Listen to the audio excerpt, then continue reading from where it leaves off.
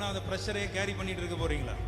இல்லை தானே, வேண்டாம் தானே? எல்லாம் கை வைத்து கேளு. ஆண்டவரே, இன்னையிலிருந்து அந்த ஒரு கூல், உன் டென்ஷனை ரிலாக்ஸ் பண்ணக்கூடிய, உன்னை ரிலாக்ஸ் பண்ணக்கூடிய, உன்னை இனி உன் குடும்பத்தில் உன் வீட்டில் நீ ரிலாக்ஸாக இருப்ப. மை காட், அப்படி வாங்கிக்கங்க வா. குடும்பத்தில் இது இல்லாமல் தானே இருக்கு, ரிலாக்ஸேஷன் இல்லை தானே குடும்பத்தில், வாழ்க்கையில் இல்லை, ஊழியத்தில் இல்லை, கூட இருக்கிறவங்க வாழ்க்கையில் இல்லை, பிள்ளைகள் வாழ்க்கையில் இல்லை. ஆனால் எத்தனை பேர் நம்புறீங்க இனி என் குடும்பத்தில் ரிலாக்ஸாக இருப்பாண்டவரே, சமாதானத்தோடு இருப்பேன். என்ன அதை டிஸ்ட்ராக்ட் பண்ணக்கூடிய, அதை கெடுக்கக்கூடிய எதுவும் இனி என் எல்லைக்குள்ள வரப்போகிறது இல்லை ஆண்டவரே. அந்த ஏதாவது ஒன்று நுழைஞ்சாதானே அது டிஸ்ட்ராக்ட் ஆகும். ஏதோ ஒன்று நுழைஞ்சிட்டுனா நம்ம உள்ளத்துல டக்குன்னு எல்லாம் போயிருப்பா. அதை கூட இனி கர்த்தர் அனுமதிக்க மாட்டார். உன் எல்லையில நீ சமாதானம் பெரிதா